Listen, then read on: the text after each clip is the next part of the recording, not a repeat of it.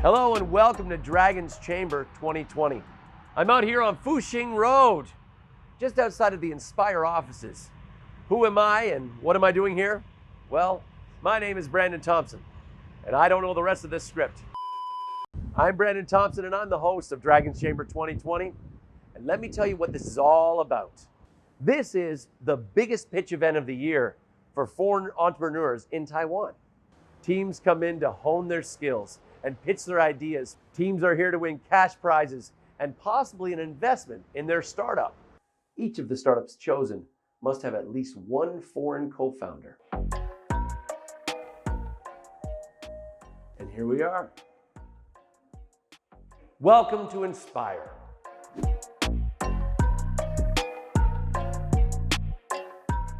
Teams coming in must not only prove that they have the ability to pitch the dragons, but they must prove that they already have a solid business plan and be able to prove that to the judges.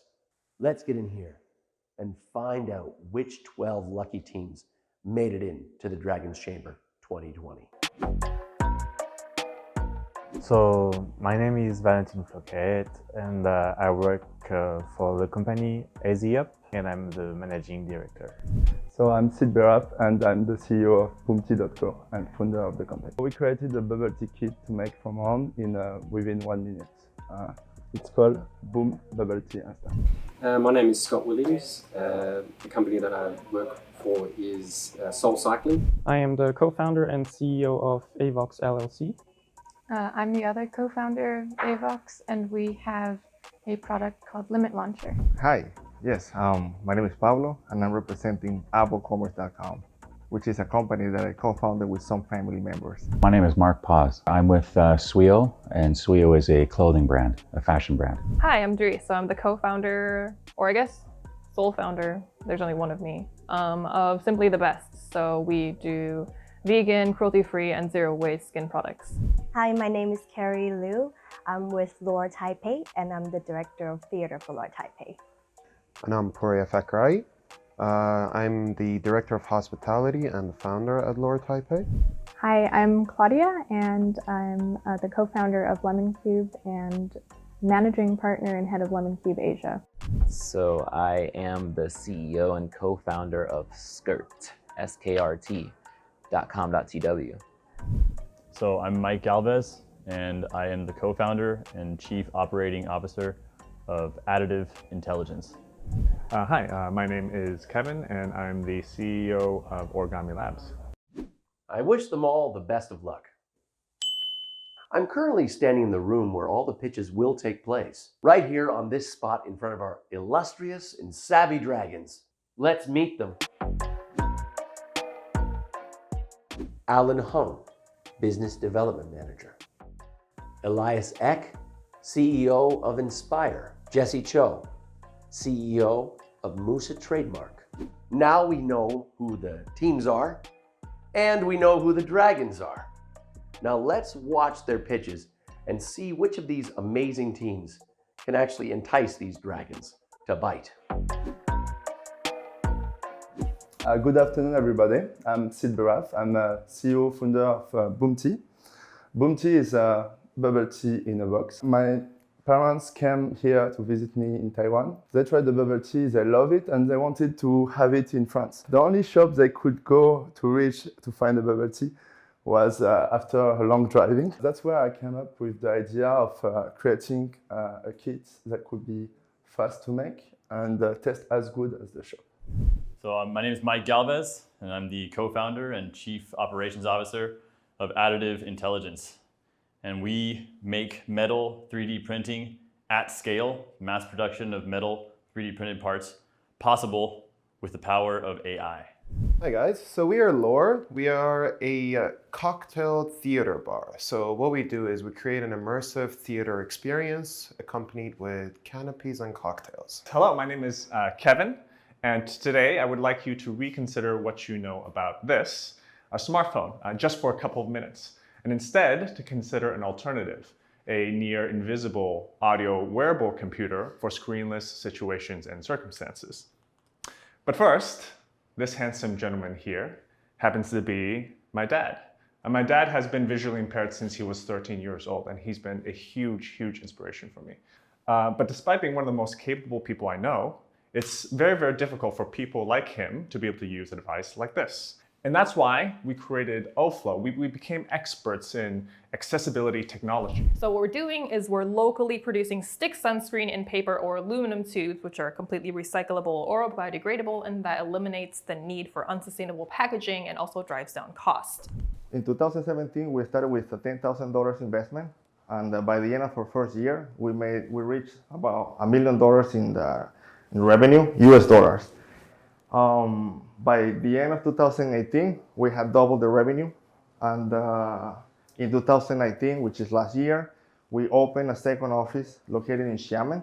Since we're a bootstrap company, for us it's very hard to grow based just on the cash that we make. Every time we make some cash, of course we put it back into the company, and that allows us to grow. But if we really want to bring the AVO system to life, we need the Dragon's help. I'm looking for some partnerships. People who share the same goals as far as promoting Taiwan. People who would like to collaborate, help us grow, share ideas, and hopefully be successful. There's a lot of things happening in Taiwan that are shifting some of the eyes finally here, and it's a good time to capitalize on that.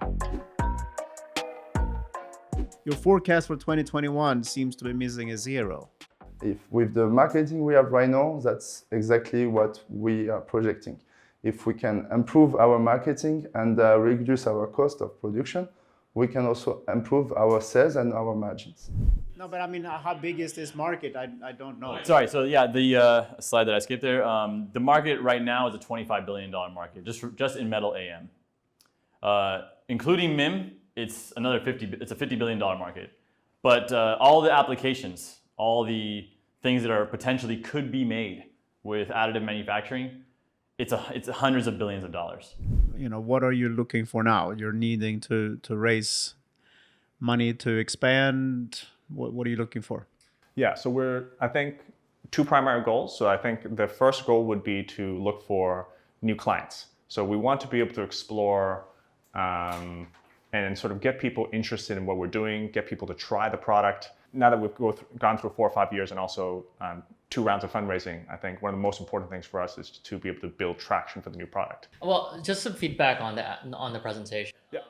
I think you need to go definitely more into how the product is used. And I think that's one of the main questions that we had is like, we know everything around the product, but we don't actually know what the product is. Okay. And like any kind of video demonstrations of especially it being used in the field, yes, I think would be really helpful. Okay. Yeah. So how much have you invested into this so far? We started with 20 million invested into the whole project. US. Taiwanese. No, Taiwanese. Oh God, I wish. Have you guys broken even yet? Not yet, actually, because we've kind of been investing everything, especially because COVID hit. So right now, in terms of operation, we are not at a loss. We are actually gaining. So do you got any numbers like the return clients?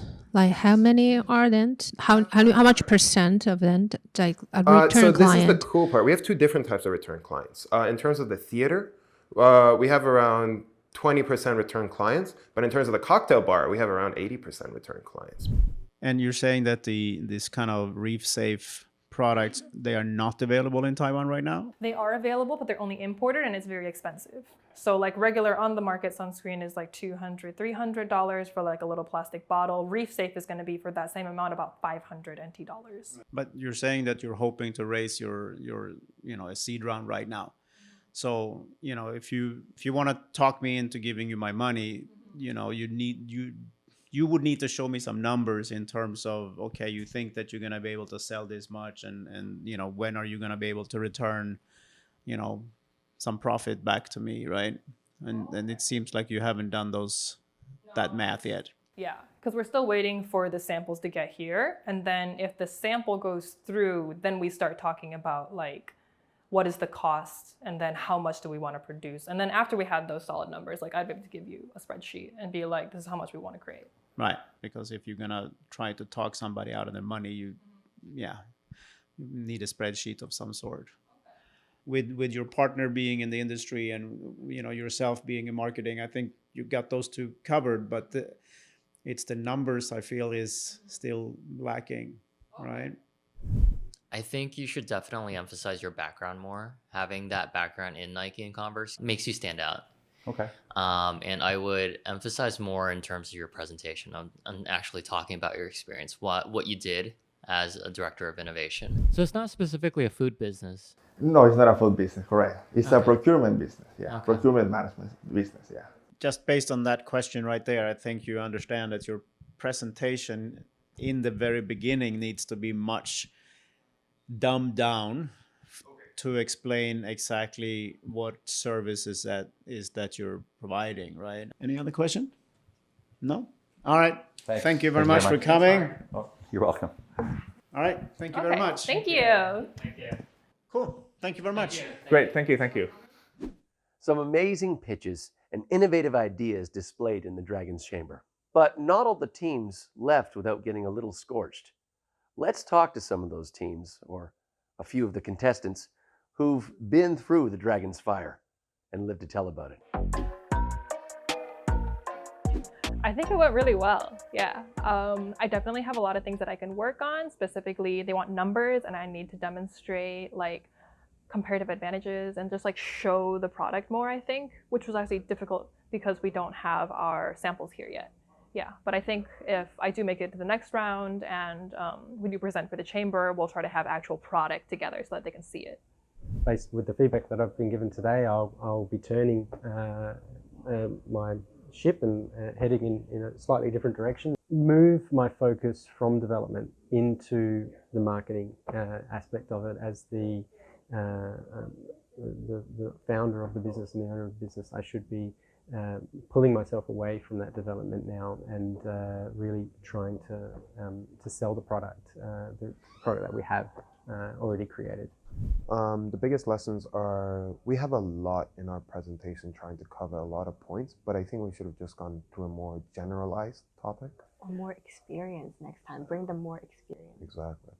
And that was the one thing where, because we are an experience-based place, we should have actually given them a sense of the 5 sensories, the type of sense, touch throughout the presentation. But unfortunately, we wish we just had more than 7 minutes in order to be able to give them more experiences. I think it was great. Like, I did my presentation, the judge loved the product. They just think like I maybe undervalue the potential of the product, and but basically it was a great experience. Very instructive for me to participate to here, and it helped me to understand more my own business, and also like helped me also like to learn more from how I can introduce my business to other people. I think it went well. I hope it went well. Feel pretty good coming out of there. I took a little bit too long, 11 minutes. I think I could have gone shorter, but I wasn't prepared for my slide deck not really functioning the same way that I had it on my computer. So. And email sent. Ah, the computer. Or like my father said, basically a typewriter, but more expensive. I saw optimism in defeat in the eyes of the contestants. What about you? Do you have a particular favorite one? Let us know with a comment below. Now I hear rumblings coming from the chamber. Let's find out what the dragons are thinking. I would say yes. My reasons is because I think they have a stable product already. They're at the cusp of launching. Right. And I think they just need that little push to get some more exposure and potentially to get partners to actually partner with them on hardware. They could potentially have something, but they need a lot of help with the marketing, with the whole business plan, all of that stuff. So they could potentially really benefit from the process. Yeah, same thing. It's like, okay, I like what you're doing, but I don't think you will pay attention. But I mean, they're already profitable, right? They can grow it. They seem to have some money. Question is, are they the ones who need to be there the most? So I mean, the key point here is whether they are willing to step out of their comfort zone of the coding and the design, right? And that's what I'm saying is, I don't say, can we meet next week? No, hell no. I'm saying, you need to do this homework and send it to me. And if you do that, so we have, some numbers to talk about, then we can discuss, right? The purpose of Dragon's Chamber is really to highlight what foreign entrepreneurs in Taiwan are doing, and you know, from that point of view, we have a lot of cool teams here. You know, on the one hand, you know, 1 or 2 person team that has just built you know, a prototype, and then on the other hand, you have people that have already raised, I think one team had raised $3 million US. That wide range of teams is really fascinating to see. You can feel that there's an energy in foreign entrepreneurs that want to start their business in Taiwan. It fuels that kind of entrepreneurship fire in me, listening to their pitches, where I just kind of think, oh, I wish I were doing my own company again. Yeah. Biggest mistakes that we see over and over again is that they put so much effort into the product and they forget about the numbers, their accounting, the forecasts. You know, how much money will this company potentially earn? How much money will it cost? Some of them will lack of like introductions, not telling why we need this product, or like not to introduce themselves, like showing them they have the background to handle such things. Now we have, you know, out of the 12 teams, we have several that we're saying, okay, for sure, they're gonna be in, they're great. We have a few that we will work with. Because it might not necessarily be one team is worse than the other. It just might be one team is more suitable than the other for this specific criteria. When we're in the first auditions, the presentations and the way they present it, it's very basic, not that skilled. But within 1 or 2 months, they actually upgrade themselves to a certain level that I can send them up to stage. At the end of the day, it's the whole company as a whole that needs to function. The product, the marketing, the service. It's not enough to just invent a new thingy and they shall come.